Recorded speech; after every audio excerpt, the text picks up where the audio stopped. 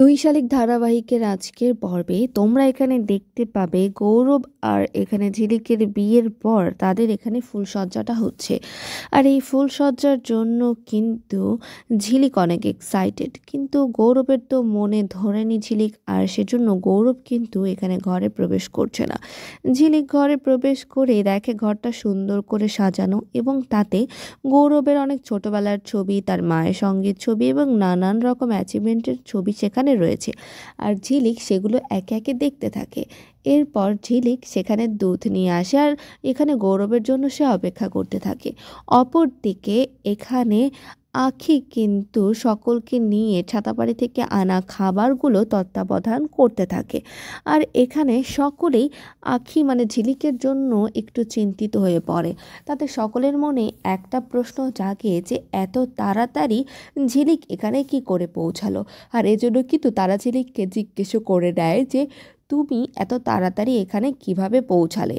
আর তখন এখানে আখি তাদেরকে জবাব দেয় যে আমি আসলে বাইকে করে এসেছি, তো সেজন্য সবার আগে পৌঁছে গেছি। কিন্তু উত্তরটা নিয়ে সেই বাচ্চাগুলো বেশ সন্তুষ্ট ছিল না। বাচ্চাগুলো চিন্তা করলো যে ঝিলিক দিদি এত তাড়াতাড়ি কি করে পৌঁছালো, আবার এখানে এসে শাড়িটাও পাল্টে ফেললো। আর তারপর এখানে আখি বুঝতে পারে যে সকলে মিলে তাকে সন্দেহ করছে। কি করে আখি এই বিষয়টা সামাল দেবে সেটা নিয়ে চিন্তা করতে থাকে। আর তারপর এখানে দেবার বন্ধু এসে ঝিলিককে বলে, মানে আখিকে বলে যে আজ কিন্তু তোকে বউ সেজে দারুণ লাগছিল। আর এই কথা শুনে এখানে কিন্তু আমাদের আখি বলে যে সকলেই ঝিলিককে দেখতে পেল বউ অবস্থায়, শুধুমাত্র আমিই দেখতে পেলাম না, না জানি তোমাকে কতটা সুন্দর লাগছিল ঝিলিক। আর তারপর এখানে আঁকি ভাবতে থাকে যে কতদিন আসলে এই পরিচয় গোপন করে এভাবে খেলাটা চলতে থাকবে। কোনো দিন যদি এখানে গৌরব স্যার ঝিলিকের সত্যতা জেনে যায় তাহলে তো বেশ একটা ঝামেলা হয়ে যাবে। আর এদিকে আঁখি দেবার জন্য ওয়েট করতে থাকে, দেবার বন্ধুদেরকে জিজ্ঞেস করতে থাকে যে দেবা কখন আসবে। কিন্তু এখানে দেবা কিন্তু তার মাকে মনে করে অনেকটা ইমোশনাল হয়ে যায়। মায়ের ছবির সঙ্গে এখানে সে কথা বলে, কল্পনায় সে দেখতে পায় তার মা তার সামনে এসেছে এবং সে তার দুঃখ কষ্টগুলো মায়ের সঙ্গে শেয়ার করে। আর এখানে বাসর ঘরে যখন গৌরব প্রবেশ করে তখন ঝিলিক তাকে বলে দুধ খাওয়ার জন্য, কিন্তু সে দুধ খেতে অস্বীকৃতি জানায়। আর তারপর ঝিলিক সেই দুধটা নিজেই খেয়ে নেয় এবং বলে যে আমি এখন ঘুমোতে যাব। আর এখানে গৌরবও বিছানায় শুইতে চাইলে কিন্তু বলে যে তুমি কোনোভাবেই বিছানায় শুইতে পাবে না।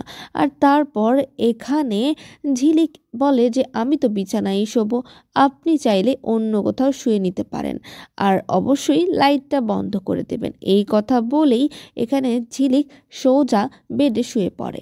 আর তারপর গৌরবকে একটা বালিশ ধরিয়ে দেয়, সে তারপর সেই গৌরব বালিশটা নিয়ে সোফাতে গিয়ে শোয়ার চেষ্টা করে এবং ঝিলিক তখন তাকে বলে যে আপনি লাইটটা বন্ধ করে দিন। আর এখানে ঝিলিকের এইসব হুকুমে গৌরব কিন্তু অতিষ্ঠ হয়ে যায়। গৌরব ঝিলিককে কোনোভাবেই ঘুমোতে দিতে চায় না, আর সেজন্য সে বালিশ ছুঁড়ে মারে ঝিলিকের দিকে। আর তারপর তাদের মধ্যে একটা সুন্দর খুনসুটি তোমরা দেখতে পাবে। আর অপর দিকে এখানে আঁখির কাছে কিন্তু দেবা ফিরে আসে বাইক নিয়ে। আর দেবা এসে যখন দেখে যে সকলে মিলে খাওয়া দাওয়া করছে তখন সে পিচ্চি বন্ধুটা বলে যে ঝিলিক দিদি আমাদের জন্য সেই চাঁদাবাড়ি থেকে খাবার এনেছে আর সবাই মিলে আমরা এখন খাবার খাচ্ছি। এই কথা শুনে কিন্তু দেবা ভীষণ রেগে যায়। আর দেবা তখন ঝিলিককে বলে যে তোর সাহস তো কম না, তুই ওই ছাতাবাড়ি থেকে খাবার এনেছিস, আবার এখানে লোক বস্তির লোকদেরকে খাওয়াচ্ছিস। তোর কি মনে হয় আমরা খেতে পাই না, আমরা ভিখিরি? ওই কাঞ্জিলালের দেওয়া খাবারে আমাদের চলতে হবে? এটা কখনোই হতে পারে না। আর তারপর দেবাকে এখানে আঁখি বোঝানোর চেষ্টা করে, কিন্তু দেবা কোনোভাবেই বুঝতে চায় না বিষয়টা। দেবা রাগ করে সেখানে চলে যেতে চাইলে ঝিলিক মানে আঁখিও কিন্তু তার পিছন পিছন চলতে থাকে। আর এখানে আঁখির মন ভীষণ খারাপ হয়ে যায়, কারণ সে দেবাকে এভাবে হার্ট করতে চায়নি। এখানে ঝিলিকের উপর রাগ করে যখন দেবা ঘরে পৌঁছে যায় দেবার মন তখন ভীষণ খারাপ। আর সেখানেই কিন্তু আঁখি পৌঁছে যায় খাবার নিয়ে। আঁখি এসে কোনো কিছু না বলেই খাবারটা প্লেটে বাড়তে থাকে। আর এটা দেবা লক্ষ্য করে বলে যে, খাবার তুই কার জন্য এনেছিস? আমি তো এই খাবার খাবো না। আর এখানে আখি তাকে বলবে যে, যার জন্যই আনি এই খাবারটা কারো দানের নয়, আর এটা ছাতাবাড়ি থেকেও আসেনি। এই খাবারটা পরম যত্নে আমি তোমার জন্য রান্না করেছি। আমি চাই তুমি এই খাবারটা খাও। আর এখানে দেবা বলে, যার জন্যই আনিস যেভাবেই রান্না করিস, আমি এই খাবারটা খাবো না।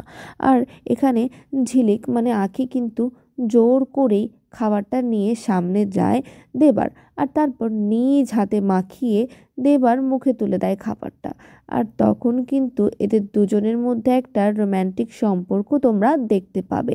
আসলে এখানে আখি এবং দেবার প্রেমটাও কিন্তু ভীষণ জমে উঠবে। দেবা যতই ঝিলিকের ওপর রাগ করে থাকুক, মনে মনে তো সে তাকে পছন্দই করে। আর এবার তাদের বিয়েটাও নিশ্চয়ই খুব শীঘ্রই হতে চলেছে। আর আগামী পর্বে তোমরা এখানে দেখতে পাবে আমাদের গৌরব কিন্তু মনে মনে সকল কিছু ধরেই নিয়েছে, যে যা কিছু ঘটেছে সব কিছুর মূলে কিন্তু ওই আখেরই হাত। আর গৌরব এখানে ঘর থেকে বেরিয়ে চিন্তা করতে থাকে যে কিভাবে এখানে আখি মানে ঝিলিক তার গায়ের ওপর বিয়ের আগে গায়ে হলুদটা ছুঁড়ে মারে এবং তাদের ইচ্ছা করে একটা গায়ে হলুদ করে নেয়। এরপর এই যে বর ছিল কালীব্রত, সেখানেও তার একটা নিশ্চয়ই চাল আছে। এটা কিন্তু ফাইন্ড আউট করার জন্য গৌরব মরিয়া হয়ে ওঠে। আর গৌরব কিন্তু কোনোভাবে এখানে আরকিকে একদমই পছন্দ করছে না। তার মনে হচ্ছে যে সে ছল চাতুরি করে এখানে গৌরবের সঙ্গে বিয়েটা করে নিয়েছে। এখানেই কিন্তু নতুন টুইস্ট আসতে চলেছে।